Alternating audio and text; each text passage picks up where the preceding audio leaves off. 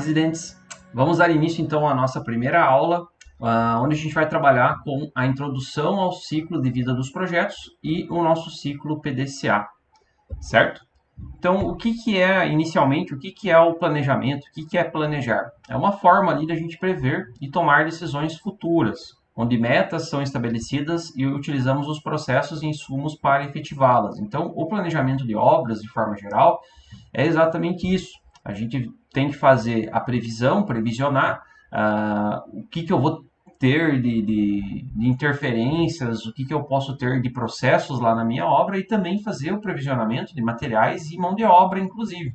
Então, esse seria o nosso processo de planejamento, isso seria o planejar as nossas obras, certo? O planejamento ele envolve ali, definir as pessoas envolvidas e suas responsabilidades, então isso é muito importante para o planejamento. Definir e coletar informações a serem utilizadas para a parte de execução da nossa obra. Estabelecer o prazo para realizar o empreendimento. Então, esse é um ponto muito crucial e muito importante lá na parte de planejamento. Definir as metas e grau de detalhe a serem atingidos. Definir os recursos necessários para a realização. Nos recursos pode ser tanto material, né, recursos tijolo, cimento, concreto, assim como mão de obra também, os profissionais que vão atuar lá e que vão executar as nossas obras. E uma introduçãozinha aí quanto à parte do nosso planejamento. Então, o planejamento e controle de obras, ele se torna cada vez mais importante para a execução nos dias atuais, visto a grande concorrência que a gente tem no nosso mercado de execução de obra, no nosso mercado de execução de projetos, né, da construção civil de forma geral. O planejamento também, o planejamento e o controle também são importantes para a redução de custos. Então, quando eu tenho uma obra planejada, onde eu planejei, onde realmente eu consegui implantar o planejamento e o controle, eu consigo reduzir custos porque eu vou saber exatamente qual que é o tamanho da equipe que eu preciso, quantos funcionários tem que ter em cada etapa e como que eu vou fazer esse acompanhamento e esse levantamento desses funcionários. Isso faz com que eu tenha lá uma redução de custos lá na minha obra também.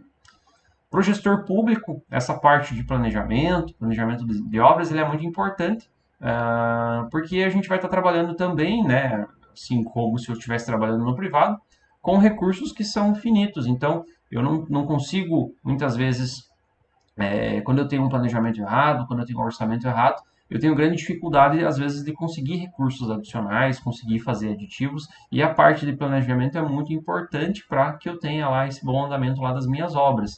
Então, a gente poderia implantar mais esses conceitos, no meu entendimento, que são tão importantes nas nossas obras públicas, demandar um maior tempo de planejamento.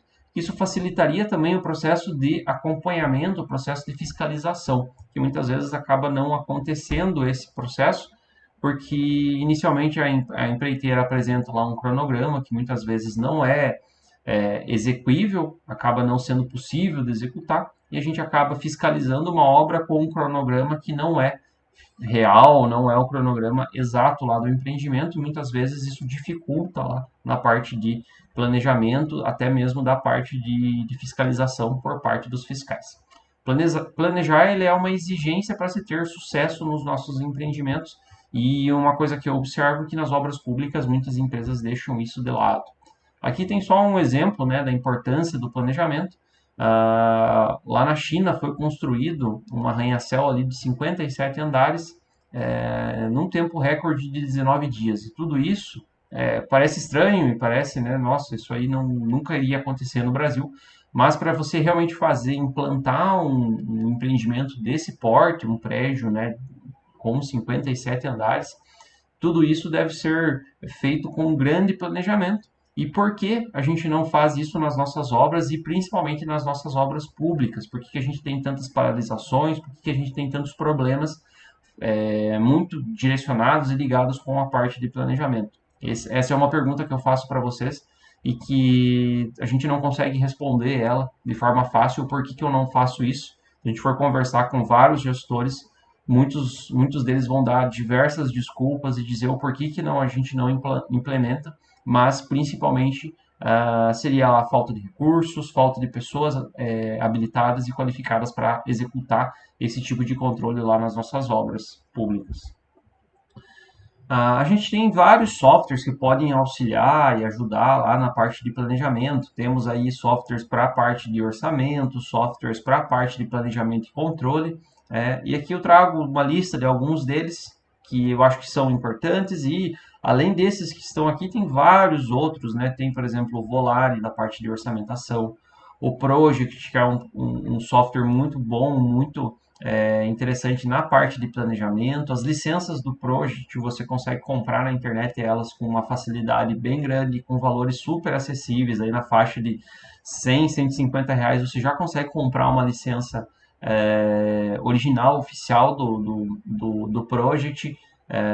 Então não é um software inacessível para você iniciar e fazer uso lá seja no órgão público ou de repente no setor privado, quando você for onde você estiver trabalhando, o Presto para a parte do orçamento e planejamento, Arquimedes, Previso, e aqui ao lado uma imagem do Navisworks. A gente está aí com a exigência da utilização do BIM, vocês já tiveram disciplinas BIM, certo? E o Navisworks faz a parte de planejamento, os nossos diagramas, inclusive com a montagem e modelagem 3D das nossas edificações. Então, é um software bem interessante da Autodesk, inclusive, que vai conversar muito lá com o Revit e a forma de lançamento do próprio Revit. Uma pequena introdução aí quanto ao planejamento em si. A gente tem alguns principais benefícios que o planejamento traz para nós e alguns deles são ali o conhecimento do plano da obra, a detecção de situações desfavoráveis, isso a gente consegue ver muito forte no planejamento antes de uma situação acontecer, ou de repente eu tenho lá um determinado momento da minha obra que eu vou ter muita gente no canteiro, que vai ser muito caótico, eu consigo prever isso com antecedência no meu planejamento, que eu vou ter um momento lá com muitos funcionários. Agilidade de decisões, então eu já consigo prever, fazer essa previsão, consigo ter uma maior agilidade já na resolução desses conflitos que vão acontecer lá no canteiro. Relação com orçamento, otimização da alocação de recursos, referência para acompanhamento, então eu consigo acompanhar a minha obra se eu tenho um planejamento, eu consigo fazer esse acompanhamento. Se eu não tiver planejamento, não tem como acompanhar, né, a obra. As coisas vão acontecendo dia a dia e os problemas vão surgindo e você tem que resolver tudo na mesma hora, né, no mesmo instante. Outra situação favorável ali seria a padronização, consigo padronizar processos. Referência para metas, então eu consigo estipular metas semanais, metas mensais com uma maior facilidade. Documentação e rastreabilidade lá das minhas atividades dentro do meu canteiro. Criação de dados históricos também e profissionalismo. Podemos citar várias outras, mas essas são algumas principais características e benefícios ali da parte de planejamento. Quanto ao planejamento também, a gente tem aqui um gráfico bem interessante quanto ao grau de oportunidade de mudança em função do tempo. Então aqui nós temos o grau de oportunidade em relação ao tempo de execução. Aqui nós temos algumas etapas dessa execução, que seria lá a concepção, o desenvolvimento, a execução lá do nosso projeto, a execução da nossa obra e a etapa de finalização. Então aqui essa curva, ela é a curva de potencial para agregação de valor na minha obra. O início dela, né, lá na etapa de concepção, eu tenho uma maior possibilidade de fazer, né, eu tenho um maior potencial para agregar valor, de melhorar os meus projetos, de melhorar o meu planejamento. Né? Então, essa é a etapa de concepção é onde eu tenho que fazer, onde eu tenho que focar lá a minha parte de planejamento e juntamente ali com a etapa de desenvolvimento. Na etapa de execução, eu não estou planejando. A etapa de execução, eu estou implantando aquilo que eu planejei, certo? Então, a parte de agregação de valor, ela diminui drasticamente na execução, até a parte de finalização, ela tende ali ao zero. Já o custo para mudanças, no início, quando eu estou lá na parte de concepção e de desenvolvimento, ele é muito baixo em relação ao momento da execução. Vocês já devem ter acompanhado aí, de repente, onde vocês estão fazendo acompanhamento da Restec ou trabalhando, certo? Que quando a gente vai para a etapa de execução e eu tenho algum problema de projeto, algum problema de planilha, ele acaba ficando muito caro e dá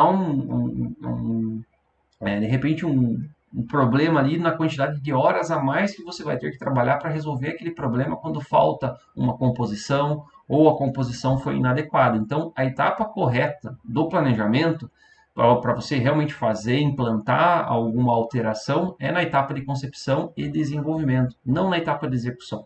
jamais na etapa de execução, onde o custo para você fazer alguma mudança de escopo, você alterar alguma coisa lá na tua obra, ele acaba ficando muito maior em relação ali às etapas de concepção e desenvolvimento. Então, vamos focar sempre na concepção e desenvolvimento dos nossos projetos, das nossas planilhas, para que na hora que eu for executar esse meu empreendimento, eu não tenha alterações no meu planejamento e eu não tenha grandes problemas lá na minha etapa de execução. Porque grandes aditivos, grandes alterações de projeto acabam acarretando lá em problemas e em dificuldades junto à empresa executora do empreendimento também, que a gente observa aí que na prática acontece quando eu tenho grandes alterações de escopo lá nas minhas obras públicas.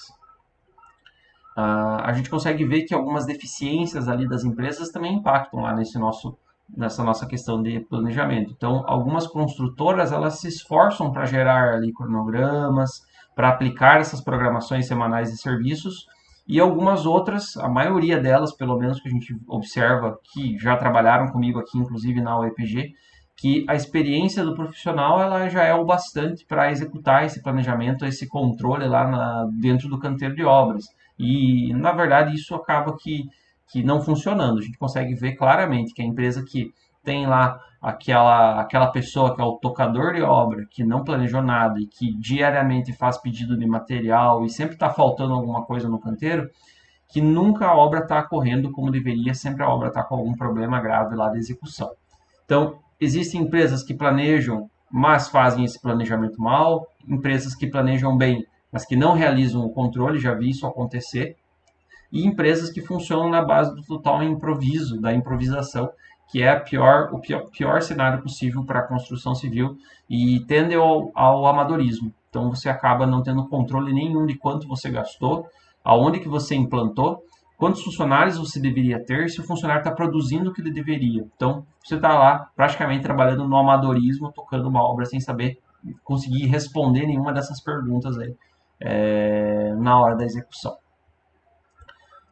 Não são poucos ali os casos conhecidos de frustração de prazo, onde a empresa ela tem que entregar uma obra num determinado prazo e ela não consegue, porque não teve esse planejamento, né? Estouro de orçamento, atrasos injustificados, indisposição do construtor com o cliente, né? Ou com o contratante, com o ente público também, e até mesmo litígios judiciais ali para recuperação de perdas ou danos. Isso é muito comum em obras públicas também. A gente tem ali algumas causas dessas deficiências, como planejamento e controle como atividade de um único setor da empresa, de crédito por falta de certeza nos parâmetros. Então, você planejou, mas não tem certeza que aquilo está correto, acaba não seguindo aquele planejamento. Planejamento excessivamente informal, então, se tem que ser formalizado, tem que estar num software, tem que estar de alguma forma mais efetiva lá no planejamento da empresa. E mito do tocador de obra, que é aquela pessoa que bate no peito e diz que ela toca a obra faz 30 anos e que ela é muito boa naquilo que faz, mas ela acaba não percebendo que se ela implantasse algum processo ali efetivamente de controle, de planejamento, a vida dela seria muito mais fácil e ela não precisava se estressar tanto na execução e de repente ter tantas perdas de material, perda de mão de obra. Até que cito bastante com os alunos que o material é fácil de você chegar e perceber que você perdeu, porque você tinha lá um quantitativo no orçamento e de repente aquele quantitativo não foi suficiente, você perdeu por quebra, você perdeu por má execução. Mas a mão de obra é muito difícil de você conseguir quantificar onde que você perdeu.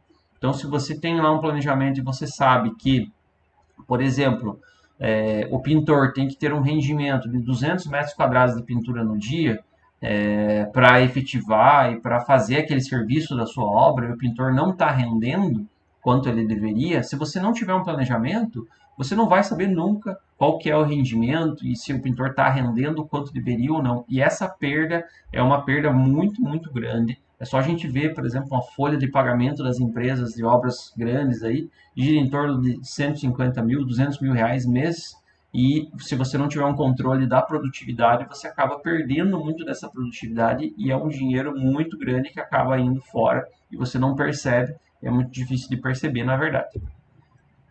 Aqui um conceito de ciclo de vida do nosso projeto, como eu já tinha mostrado até no gráfico, a gente tem lá a etapa de iniciação, etapa lá de planejamento, execução, monitoramento e encerramento, sendo as etapas iniciais de iniciação e planejamento as etapas mais importantes quando a gente fala de planejamento, certo? Então é aqui que o nosso planejamento tem que acontecer.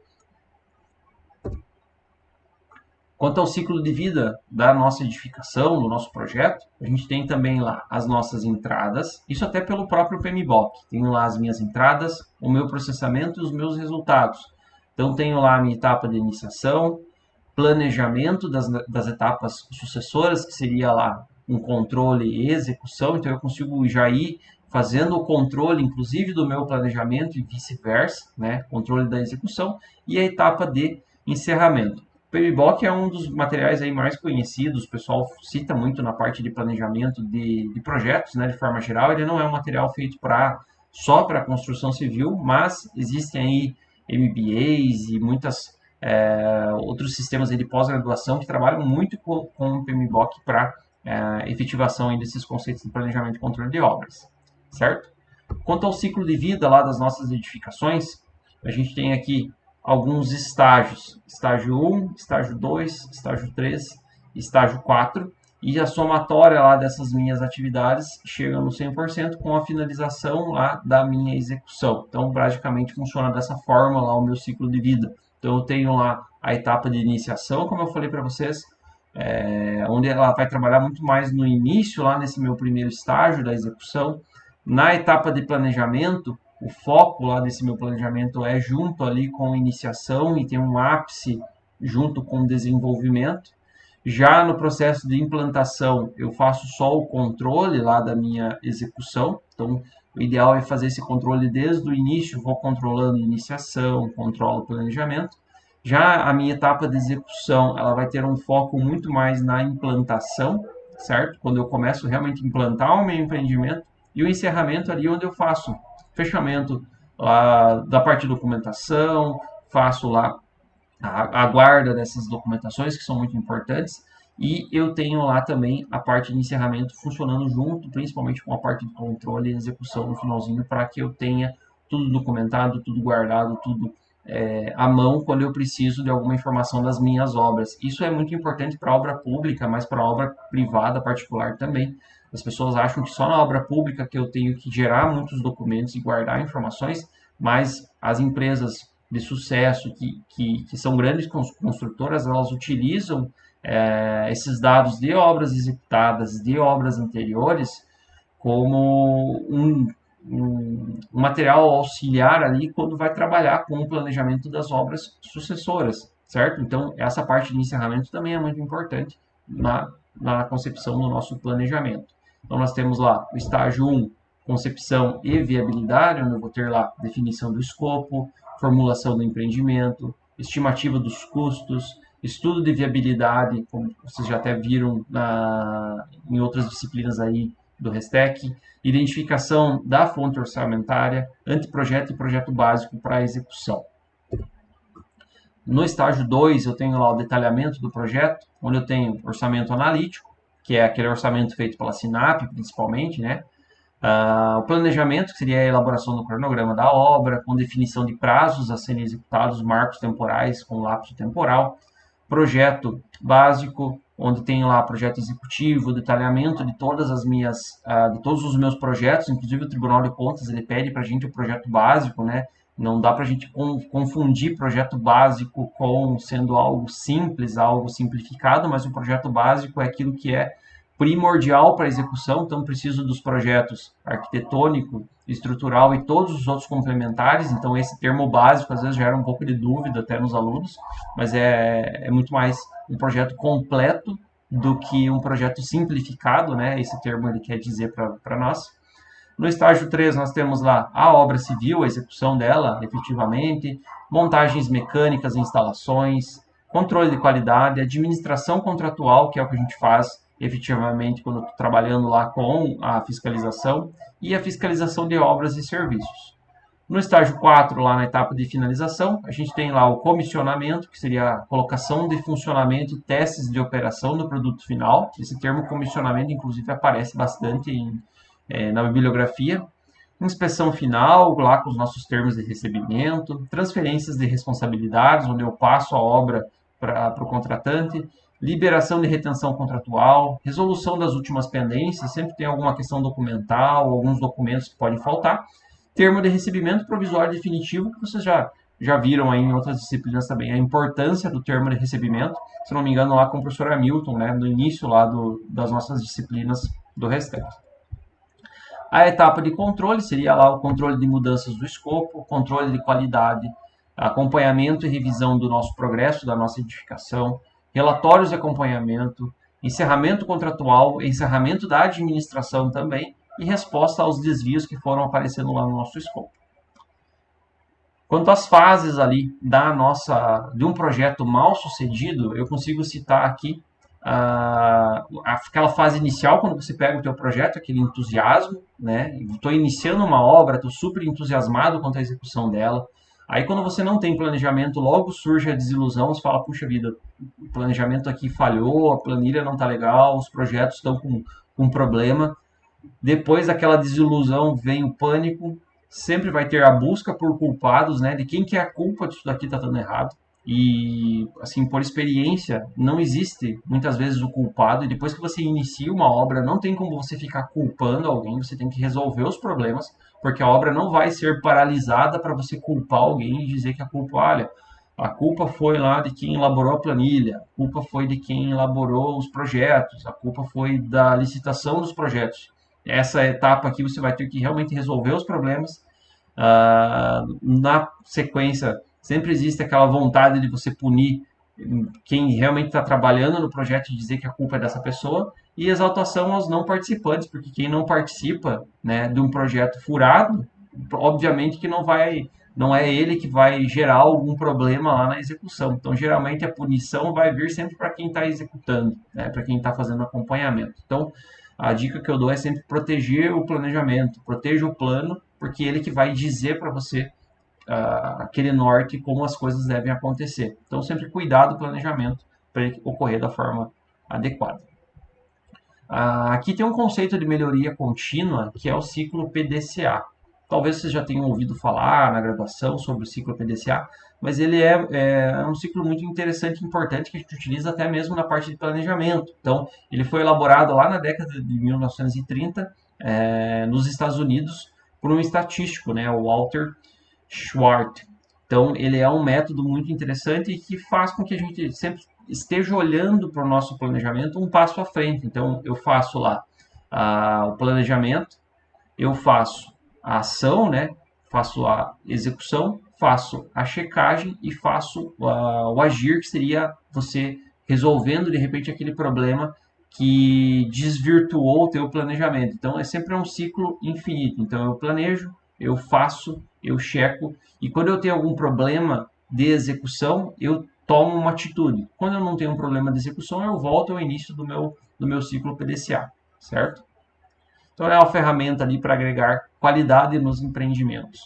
O princípio do gerenciamento de qualidade total, ele é que a gente deve haver ali constância de propósito para a melhoria do produto e serviço. Então, eu tenho que sempre ter essa constância, planejar, fazer, checar e agir. Planejar, fazer, checar e agir. A qualidade do produto ele nasce no estágio inicial, quando eu faço esse meu planejamento. Então, se o produto vai ser bem elaborado e bem executado, é na fase de planejamento, é na fase da planilha, é na fase do orçamento, é na fase do planejamento da execução, na fase da geração do meu cronograma. As pessoas devem trabalhar em equipe, sem barreiras entre os departamentos, de modo que possam prever problemas e soluções dessa desvirtuação ali, de repente, na hora de você agir. Identifiquei o problema, como que eu vou agir? Tem que sempre estar agindo em equipe para resolver esses problemas. O processo de melhoria é a competência de todos.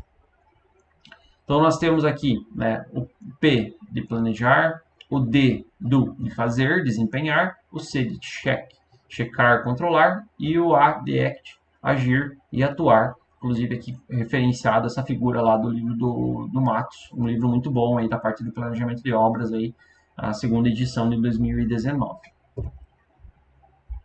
Então, na parte de planejar, a gente vai fazer lá análise dos projetos, visitas técnicas ao local da obra, identificação e avaliação de interferências, definir ali as metodologias a serem utilizadas, como definição dos processos construtivos, o plano de ataque da obra, a sequência lá das atividades, a logística de materiais e equipamentos, a consulta, documentos de obras similares. Essa parte de consulta é aquilo que eu falei para vocês, de você ter lá sempre o material dos problemas gerados em obras anteriores. Isso é bem importante, assim, porque as equipes também de execução e planejamento, elas mudam com uma certa velocidade, até mesmo dentro dos órgãos públicos. Vocês devem ver, inclusive vocês aí, alguns de vocês aí, o prazo é limitado, são 2 anos de RESTEC.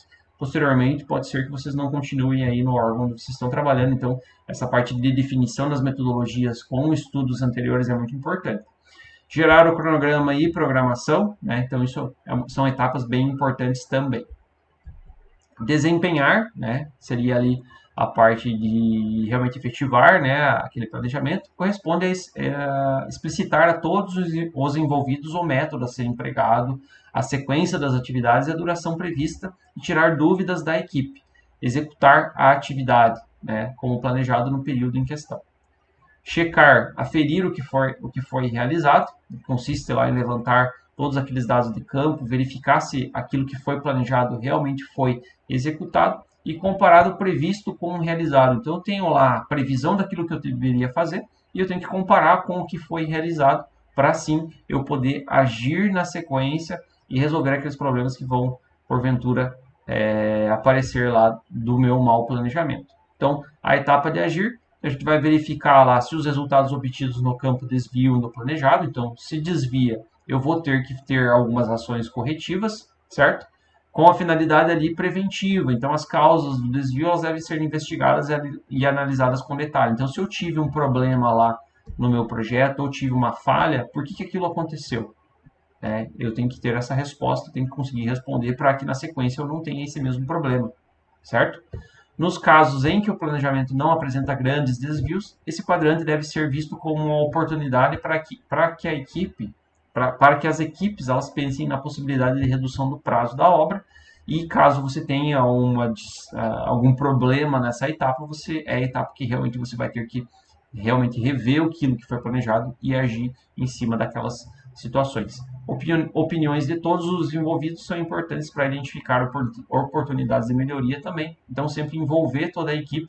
Esse é um problema que às vezes os gestores têm, porque eles não envolvem a equipe toda, não envolve todas as pessoas que vão trabalhar naquela execução, e às vezes essa etapa de agir acaba sendo desvirtuada e fica só no papel, só naquela ideia, e não faz aquele ciclo que é o planejar, executar, checar e agir completamente para eu melhorar o processo. E as pessoas que de repente erraram não ficam sabendo que erraram porque você resolveu o problema lá da edificação, o problema que surgiu no canteiro. Então sempre esse ciclo tem que ser fechado e esse feedback tem que chegar para quem gerou o problema, ou para a equipe, né, para parte da equipe que de repente poderia melhorar aquele processo, certo?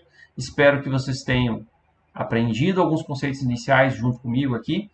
Espero que vocês tenham conseguido entender também tudo que eu passei. Tem alguns materiais auxiliares que eu vou deixar lá para vocês fazerem a leitura. Me despeço por aqui e até a próxima aula.